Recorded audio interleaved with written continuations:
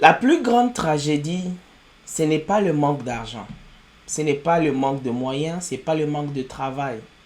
La plus grande tragédie, c'est une vie sans but.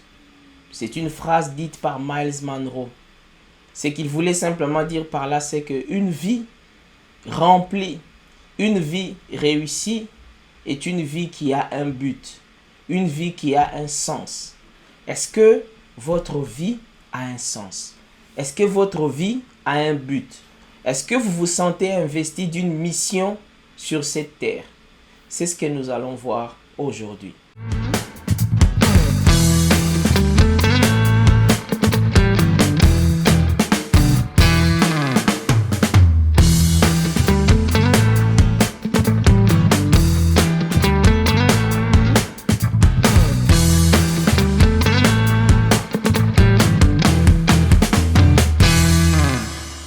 Bonjour à tous, bonjour à toutes, bienvenue à notre 10e épisode du podcast du Cercle des Étoiles. Et oui, nous sommes au 10e épisode, c'est une joie, c'est toujours un plaisir pour nous de nous retrouver avec vous pour le podcast. Merci à tous qui nous suivent sur YouTube parce que nous sommes sur YouTube au format vidéo. Merci aussi à vous qui nous suivez seulement au format audio dans vos voitures, au gym ou alors à la maison dans vos activités. Sur Google Podcast, sur Spotify, sur Apple Podcast, sur Deezer, sur toutes les plateformes audio de podcasting. Merci énormément de nous suivre. Merci de nous laisser vos commentaires. Merci de nous laisser vos avis. Cela nous touche et cela nous va droit au cœur.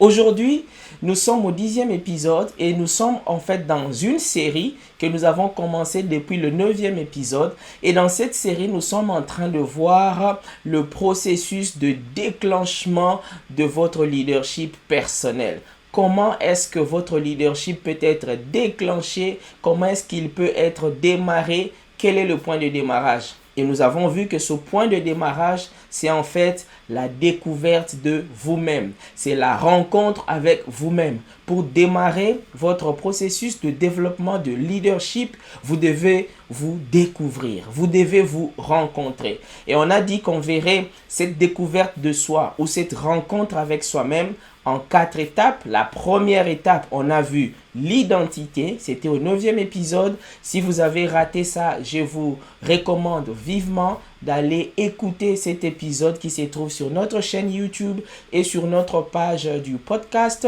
Vous allez apprendre à mieux vous connaître. Qui êtes-vous? Et on a appris aussi comment se distancer de qui vous êtes, de ce que vous faites, de ce que vous avez. Aujourd'hui, nous allons voir le deuxième aspect de la découverte de soi ou de la rencontre avec soi-même qui est simplement la découverte de sa mission. Chacun de nous sur cette terre a une mission. Chacun de nous sur cette terre a un but. Vous n'êtes pas là pour accompagner les autres. Vous n'êtes pas là pour observer les autres. Et la découverte de votre mission, la découverte de votre but sur la terre est un point de démarrage de votre leadership personnel. Alors, c'est ce que nous allons voir aujourd'hui. Et nous allons commencer directement par nous poser la question de savoir pourquoi est-ce important de découvrir sa mission? Pourquoi est-ce que c'est important pour toi de découvrir ta mission, ton objectif, ton but sur la terre? En fait, il s'agit ici de découvrir quelque chose qui donne sens à ta vie. Il s'agit ici de découvrir quelque chose qui donne une certaine signification à ta vie. Il s'agit ici de découvrir quelque chose qui t'amène à dire « Ma vie vaut la peine d'être vécue parce que j'ai une mission à accomplir. J'ai un but à atteindre. J'ai des choses à réaliser. » Et je pense que ces choses-là, c'est pour cette mission-là, c'est pour ces buts-là que j'ai été suscité sur cette terre. Et ça, c'est important. Alors, pourquoi il faut découvrir cette mission? Je vais vous donner rapidement 3 raisons. La première raison, c'est que la vie est comme un parcours. La vie, c'est comme une marche. Nous naissons, nous grandissons, nous vieillissons et nous mourons. C'est comme si on avait une sorte de marche, de processus dans lequel nous avons des expériences de la vie. Mais vous allez vous rendre compte qu'une vie remplie, une vie réussie, une vie dans laquelle l'être humain a un sentiment d'accomplissement, c'est une vie dans laquelle l'homme s'est donné un objectif ou une destination et il a atteint cette destination ou bien il a atteint cet objectif. Cela est simple. Vous pouvez déjà vous rendre compte que dans les petits objectifs qu'on se donne pour la journée ou bien à court terme ou pour l'année, lorsqu'on fait sa liste des tâches et qu'on précise les choses qu'on aimerait faire, si à la fin de la journée, à la fin de la semaine, à la fin du mois ou à la fin de l'année, on arrive à mettre un check mark et à cocher les activités réalisées, ça nous donne un sentiment d'accomplissement. Ça nous donne un sentiment, j'allais dire même de gratitude. Ça nous donne l'impression qu'on se réalisait. Pourquoi? Parce qu'on se fixait un objectif et on l'a atteint. Et ça, c'est l'une des premières raisons pour lesquelles vous devez avoir un objectif dans la vie. Vous devez avoir un but dans la vie. Vous devez connaître votre mission, découvrir votre mission dans la vie. Parce que lorsque vous la connaissez, cette mission, lorsque vous découvrez votre objectif et que vous vous fixez cet objectif devant vous et que vous vous mettez à aller vers cet objectif, vous avez les sentiments que vous servez, que votre vie est utile, que votre vie a un sens. Autrement, vous vivez simplement au gré des vagues. Autrement, vous vivez juste pour avoir du fun. Autrement, vous vivez juste pour avoir du plaisir. Autrement, vous vivez juste pour vivre en réalité. Mais pour avoir ces sentiments d'accomplissement, il faut avoir une mission, il faut avoir un objectif, il faut avoir un but et courir vers l'atteinte, vers la réalisation de cet objectif ou de ces buts. Ça, c'était la première raison pour laquelle il vous faut avoir une mission. La deuxième raison pour laquelle il vous faut avoir une mission, c'est que lorsque vous découvrez votre mission, lorsque vous découvrez votre objectif, il se passe quelque chose dans votre vie. C'est que les potentialités, les capacités, les talents que vous avez pour atteindre l'objectif, pour réaliser la mission, commence à se déployer. Dès que vous découvrez votre objectif dans la vie, vous découvrez votre mission et que vous commencez à œuvrer pour la réalisation de la dite mission, vous vous rendez compte que vous vous déployez. Vous vous rendez compte que vos capacités commencent à se manifester. Vous vous rendez compte que vos talents commencent à se développer. Parce qu'en réalité, vous avez en vous des talents, des capacités qui vont vous aider, qui sont censés vous aider à réaliser votre but, à réaliser votre mission.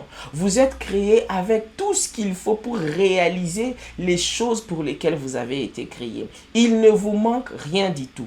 Tout ce qu'il vous faut, c'est découvrir la mission, découvrir les buts et se mettre à œuvrer pour la manifestation de ce but. C'est vraiment ça une raison importante pour laquelle vous devez découvrir votre mission.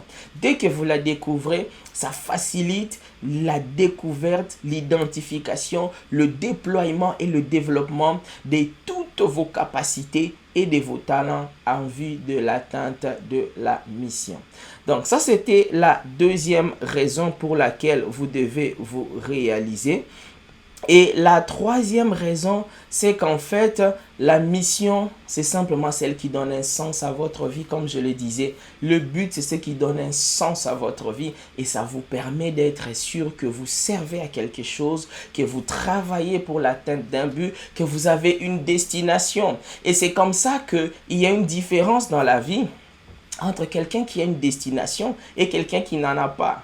Les personnes qui vivent sans objectif, sans but, sans mission, ressemblent à des personnes qui vous donnent rendez-vous et quand vous leur demandez où est-ce qu'on va se retrouver, ils disent « je ne sais pas ».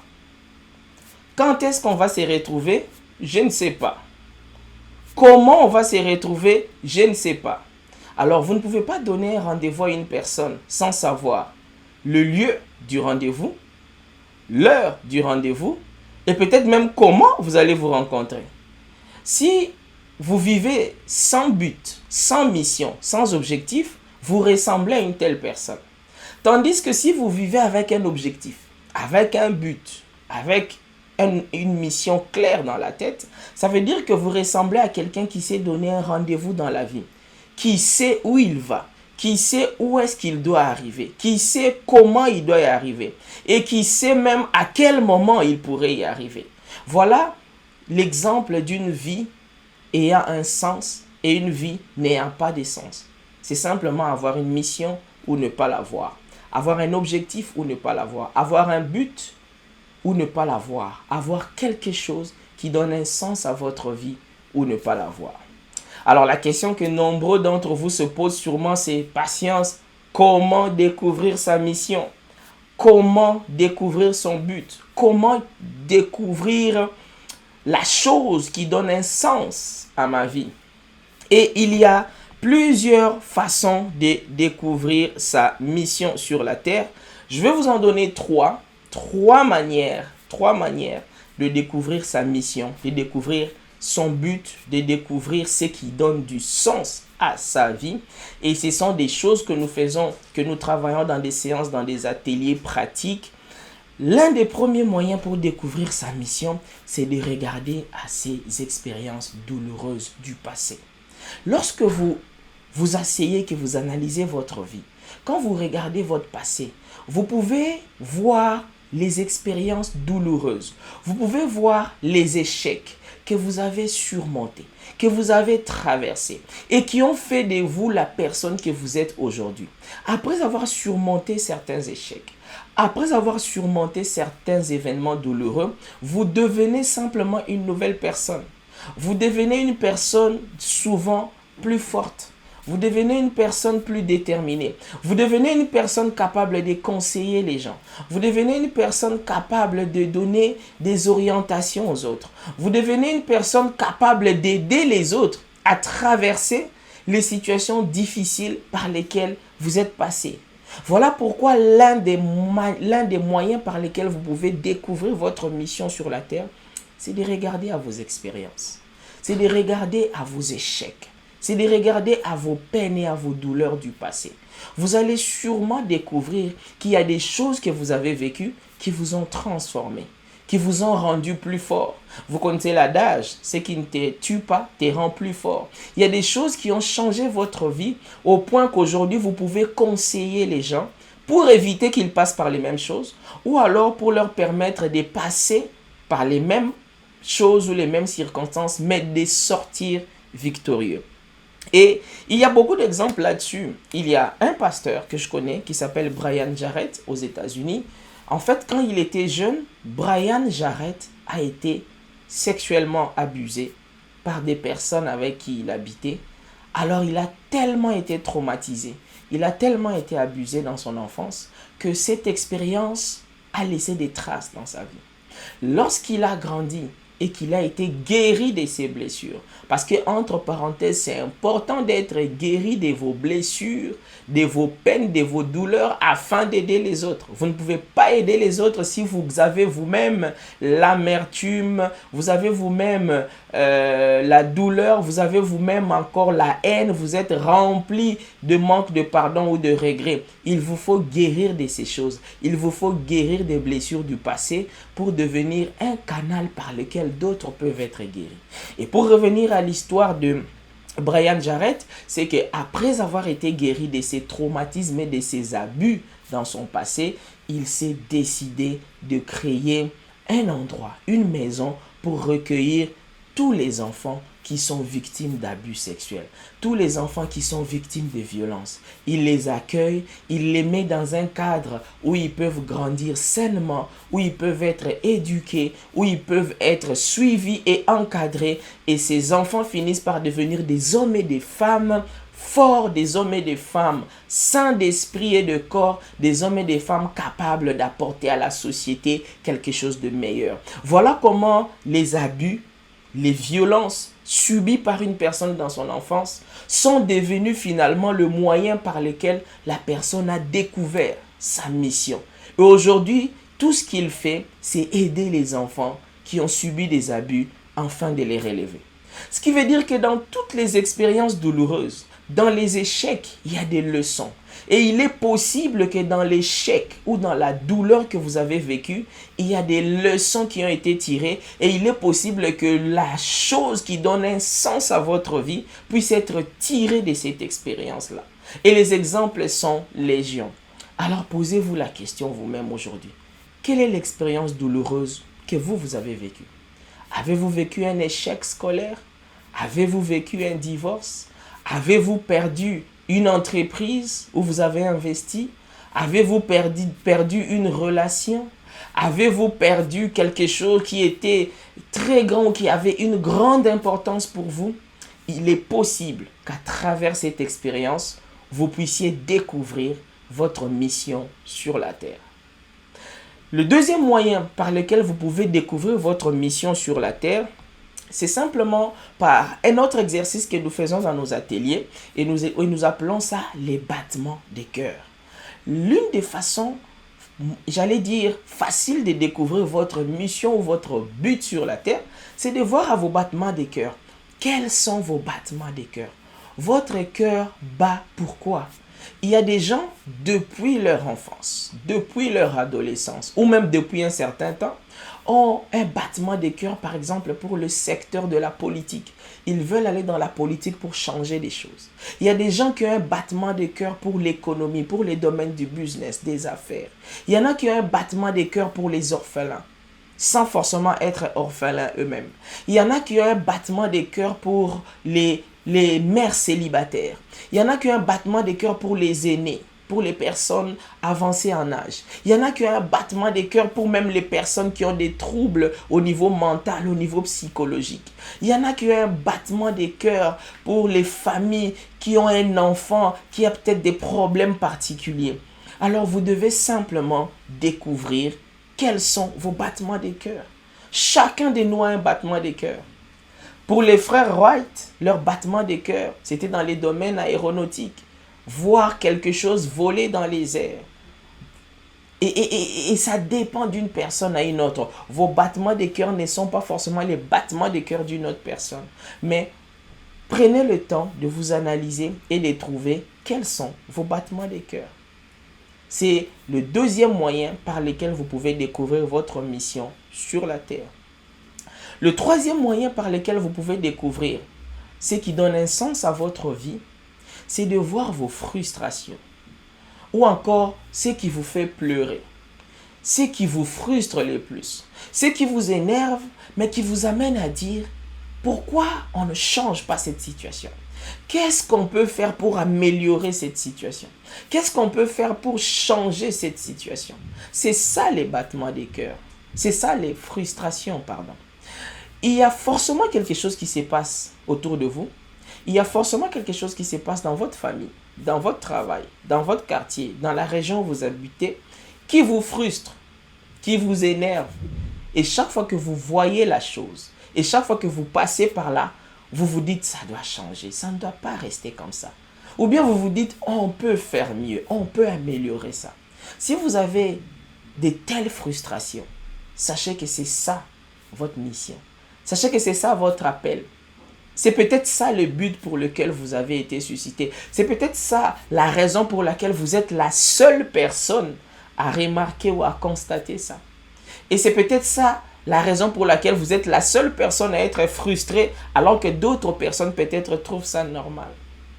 Il y a plein d'exemples de personnes qui ont créé des grandes choses, qui ont découvert leur mission de vie, qui ont fait des grandes et des merveilleuses choses, juste parce qu'ils étaient frustrés. Parce qu'ils étaient frustrés en voyant une situation. L'un des exemples marquants, c'est celui d'Abraham Lincoln. On raconte qu'Abraham Lincoln, dès l'âge de 11 ans, il était frustré quand il voyait des esclaves être tabassés, quand il voyait des esclaves noirs être maltraités. Et il disait que l'un jour, s'il devient président, il changerait cela. Et lorsqu'il est devenu président des États-Unis, l'une de ses premières décisions, c'était d'abolir l'esclavage. Parce que ça l'avait tellement frustré. Il y a plusieurs exemples. Dans le business, on donne aussi l'exemple de Samuel Walton, le créateur de Walmart, qui, Parmi les raisons qui l'ont poussé à créer Walmart, il y a entre autres le fait qu'il était frustré de toujours faire plusieurs kilomètres dans différentes boutiques ou différents magasins pour acheter différentes choses. Alors il se disait, pourquoi est-ce qu'on n'a pas un endroit où je peux aller, je trouve mes vêtements, je trouve de la nourriture et puis je trouve peut-être un appareil électronique. Alors à force d'être frustré, il a créé des magasins qu'on appelle Walmart dans lesquels vous trouvez pratiquement tout ce dont vous avez besoin. C'est-à-dire vous pouvez aller pour acheter de la nourriture, vous pouvez en même temps acheter des habits, vous pouvez en même temps acheter des trucs électroniques, vous pouvez en même temps acheter des trucs pour votre jardin. Vous y trouvez pratiquement tout ce dont vous avez besoin. C'est parce qu'une personne était frustrée d'aller de magasin en magasin et ces magasins-là étaient éloignés les uns des autres. Dans les frustrations que vous ressentez, il se cache peut-être le but ou la mission de votre vie. Alors prenez le temps aussi de vous analyser et de vous poser la question, quelles sont mes frustrations? Quelles sont les choses qui me font pleurer? Quelles sont les choses que j'ai envie de changer? Quelles sont les choses qui m'énervent au point que j'aimerais les améliorer? Voilà, c'était là le deuxième point dans la découverte de soi, dans la rencontre avec soi-même. Aujourd'hui, nous avons donc vu la mission. Qu'est-ce qui donne un sens à votre vie? Quel est votre but? Quelle est votre mission dans la vie, votre objectif? Et si vous le découvrez, vous démarrez en même temps le processus de développement de votre leadership personnel. Alors, au prochain épisode, nous verrons aussi un autre aspect, ça sera le potentiel, les capacités, les dons et les talents.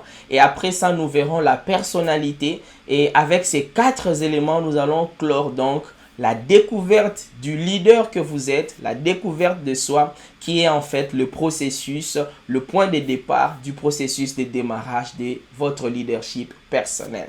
Alors, merci de nous avoir suivis. Nous rappelons que nous sommes sur YouTube, nous sommes sur Apple Podcast, sur Spotify, sur Google Podcast, sur Deezer.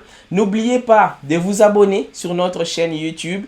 Partagez cette vidéo à vos proches si vous l'avez aimée. Commentez la vidéo ou l'audio. Laissez-nous des questions et nous nous ferons un plaisir de vous répondre.